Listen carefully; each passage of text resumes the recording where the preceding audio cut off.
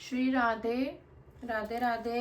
कार्तिक मास छठा अध्याय, जिसके सुनने से सब पाप नाश हो जाए। कार्तिक महात्म का लिखूं छठा अध्याय। नारद जी ने कहा, जब 2 घड़ी रात शेष रह जाए तब तिल, कुश, अक्षत, चंदन आदि लेकर शुद्ध होकर जलाशय पर जाएं। नहर की अपेक्षा नदी में स्नान करने से 10 गुना फल मिलता है और नदी की अपेक्षा संगम पर स्नान करने से 10 गुना फल मिलता है तथा तीर्थ पर स्नान करने से इन सबसे दुगना फल मिलता है। स्नान से पहले भगवान का ध्यान करके स्नानार्थ संकल्प करें। फिर तीर्थ में उपस्थित देवताओं को क्रमशः अर्घ्य, आचमनीय आदि देवें। अर्घ्य मंत्र यह है, हे कमलनाथ आपको नमस्कार है, हे जलशाही भगवान आपको नमस्कार है, हे ऋषिकेश आपको प्रणाम है। मेरे दिए हुए अर्घ्य को आप ग्रहण करें। वैकुंठ, प्रयाग तथा बद्रिका आश्रम में जहाँ कहीं भगवान श्री विष्णु गए, वहां उन्होंने 3 प्रकार से अपना पैर रखा था। वहां पर ऋषि वेद यज्ञों के सहित समस्त देवता मेरी रक्षा करते रहे। हे जनार्दन, हे दामोदर, हे देवेश, आपको प्रसन्न करने के लिए मैं कार्तिक मास में विधिवत प्रातः स्नान कर रहा हूँ।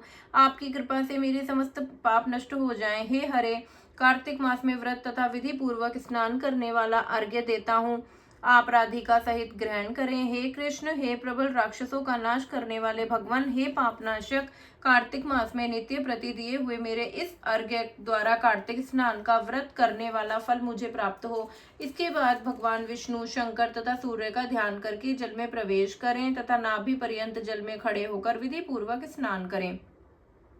गृहस्थी तिल और आंवले का चूर्ण लगाकर तथा विधवा स्त्री व यति तुलसी की जड़ की मिट्टी लगाकर स्नान करें। सप्तमी, अमावस्या, नौमी, त्रयोदशी, द्वितीया, दशमी आदि तिथियों को आंवला तथा तिल से स्नान नहीं करना चाहिए। स्नान करते हुए निम्न शब्द कहें, जिस भक्ति भाव से भगवान ने देवताओं के कार्य के लिए 3 प्रकार का रूप धारण किया था, वही पापनाशक भगवान श्री विष्णु अपनी कृपा से मुझे पवित्र बनाए।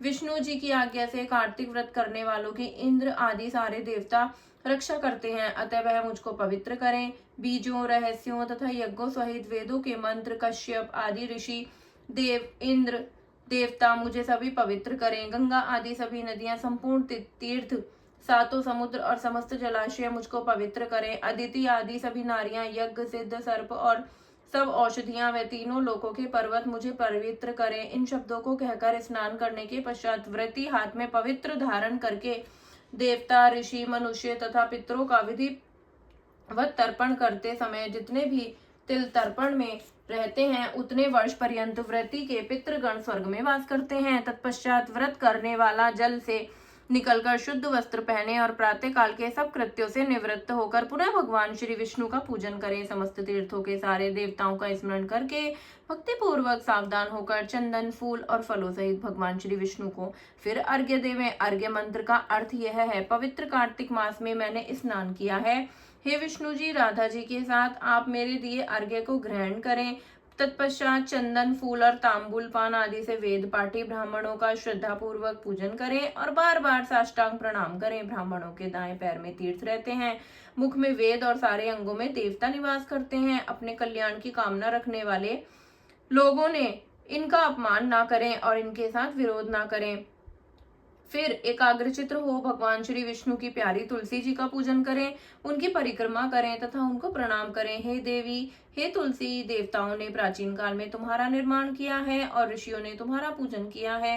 हे विष्णु की प्यारी तुलसी, आपको प्रणाम है, आप मेरे सब पापों का नाश करो। इस प्रकार भक्ति पूर्वक जो लोग कार्तिक व्रत का अनुष्ठान करते हैं, वह संसार से सुखों को भोगते हैं और अंत में मुक्ति को प्राप्त करते हैं। राधे कृष्णा।